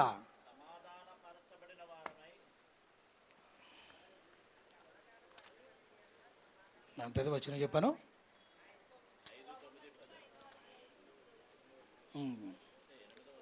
క్లియర్గా చదవను, స్పష్టంగా. డిస్టర్బెన్స్ ఇది అయిపోకూడదు, నేను కన్ఫ్యూజ్ అవ్వకూడదు. కాబట్టి ఆయన రక్తము వలన ఇప్పుడు నీతిమంతులుగా తీర్చబడి మరింత నిశ్చయముగా ఆయన ద్వారా ఉగ్రత నుండి రక్షింపబడుదుము. ఏలయనగా శత్రువులమై ఉండగా ఆయన కుమారుని మరణము ద్వారా మనము దేవునితో సమాధాన పరచబడిన ఎడల సమాధానపరచబడిన వారమై ఆయన జీవించుట చేత మరి నిశ్చయముగా రక్షించబడుదుము. ప్రియ దేవుని పిల్లలారా, కాబట్టి మనం క్రైస్తవులు అనగానే కాన్ఫిడెంట్ ఉండాలి. మన కొరకు ఏముందని? నీతి కిరీటం, నిత్య జీవం మనకు ఉందని ధైర్యంగా ఉండాలి. మనం ఇక్కడ శ్రమలో కష్టాలన్నీ కూడా మామూలేనండి. వీటిని భూతద్దాల్లో చూసి మనం భక్తి జీవితాన్ని నాశనం చేసుకోకూడదు మనం. కాబట్టి ప్రియులారా, ఇక్కడ ఎప్పుడు చూసినా మన జీవితం ఎలా సాగిపోతుందంటే, చక్కగా 3 పూటలు తింటున్నాం, మన పనులు మనం ఏమీ మానుకోవడం లేదు, మన ఖర్చులేమి మనం మానుకోము. ఎప్పుడు కూడా దేవుని గురించి ఏమీ ఆలోచించం. మనం ఆలోచిస్తున్నామండి? మన గురించి ఆలోచించుకున్నంతగా దేవుడి కోసం ఏమైనా ఆలోచిస్తామా? మనకు ఏదైనా చేయాలనిపించే దేవుడు కనిపించాలి. దేవుడు కనిపించేలా నువ్వు బతకాలి. ప్రార్థన చేసామనుకోండి, గొంతెమ్మ కోరికలన్నీ అడుగుతాం. మనం తీర్చమని అడుగుతామా? గొంతెమ్మ కోరికలన్నీ అడుగుతాం లేదా? అడుగుతాం. ఏమండి? లోకంలో ఉన్నవన్నీ నాకు కావాలని అడుగుతాం. ఏం కావాలని అడగం మనం?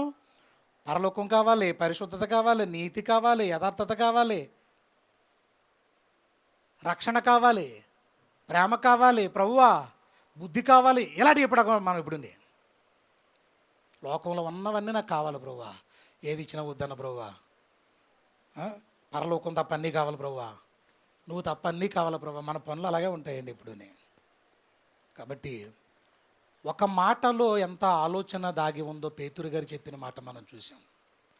క్రీస్తు అడుగు జాడలు, క్రీస్తు బ్రతికిన జీవించిన మార్గములో మనము జీవిస్తూ బతకాలి.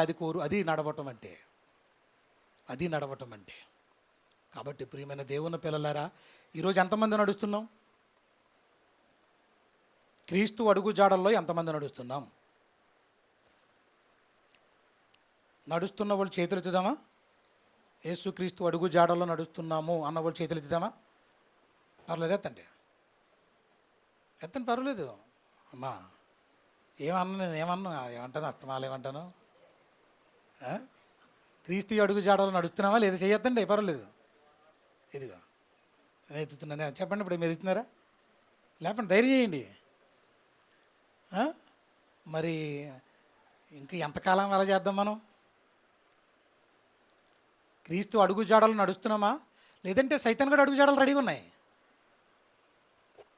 క్రీస్తు అడుగు జాడలు లేవంటే నీకు నెక్స్ట్ ఉన్నది సైతాన్ గడు అడుగు జాడలో. అంటే మీరు నడుస్తుంటే సైతాన్ గడు అడుగు జాడలోనే నడుస్తుండాలి, లేదంటే దేవుని అడుగు జాడలోనైనా నడుస్తున్నవారైనా అయి ఉండాలి. నేను చెప్తున్నానండి, అనుభవపూర్వకంగా చాలా నేర్చుకున్నానండి నేను. అనుభవపూర్వకంగా ఏది రైటు, ఏది రాంగు, ఎలా వెళ్ళాలి, ఎలా వెళ్ళకూడదు, ఏది నిజం, ఏది అబద్ధం. కానీ చాలామందికి ఇంకా అర్థమవ్వదు అది. కాబట్టి మీకు ఒక నిర్ణయం మీకు అర్థమైతే చాలు, ఇంటికి వెళ్ళండి. క్రీస్తు మార్గములో నడుస్తున్నానా, క్రీస్తు అడుగుజాడల్లో నడుస్తున్నానా, సైతానుగాడి యొక్క అడుగుజాడల్లో నడుస్తున్నానా అని మీరు ఇంటికి వెళ్ళి పరీక్షించుకుంటారా లేదా? చెప్పండి, అదన్నా చేయండి. చేస్తారా? ఎందుకంటే మనం ఇలా ఖచ్చితంగా మాట్లాడుకోవడం వల్ల నేను అనుకుంటాను వాక్యాన్ని సీరియస్గా తీసుకుంటున్నామా అనిపిస్తుంటుంది. తీసుకుంటున్నారులే చెప్పండి. వాక్యాన్ని చాలా సీరియస్గా తీసుకుంటున్నామండి, ఏదో వినేసి వెళ్ళిపోవటం లేదా అన్న వాళ్ళు ఇప్పుడు ఎత్తుతాం చెయ్యి. అప్పుడు ఎత్తండి ఒకసారి. వాక్యాన్ని సీరియస్గా తీసుకుంటున్నామని వచ్చేది ఎత్తండి. Okay, right. సీరియస్గా తీసుకుని ఏం చేయాలి ఇప్పుడు? ఆచరించాలి. కాబట్టి దేవుని పిల్లలారా, లోకంలో నీ బ్రతుకులు సీరియస్గా తీసుకోకపోయినా పర్వాలేదు, క్రైస్తవ జీవితాన్ని సీరియస్గా తీసుకుందాం, సిన్సియర్గా బ్రతుకుదాం. యేసుక్రీస్తు అడుగులు, ఎందుకంటే భూమి మీద నుంచి పరలోకానికి నడుచుకున్నాడు ఆయన, వెళ్ళింది నడక.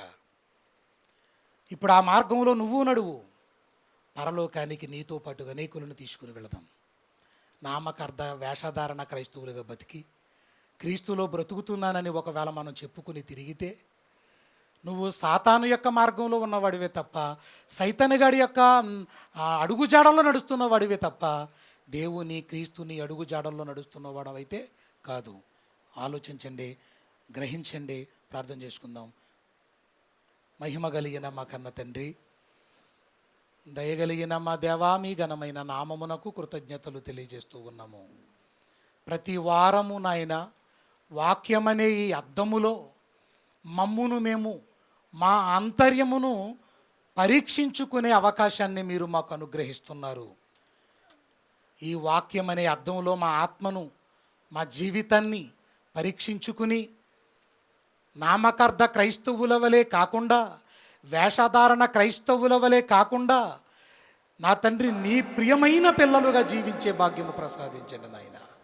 విన్న వాక్యము మా అందరిలో ఫలింపజేయమని, మీరే మహిమ ఘనత ప్రభావములు పొందుకొనమని యేసుక్రీస్తు ప్రభు వారి పరిశుద్ధమైన పవిత్రమైన నామములో ఈ ప్రార్థన అడుగుచున్నాము తండ్రి. ఆమెన్.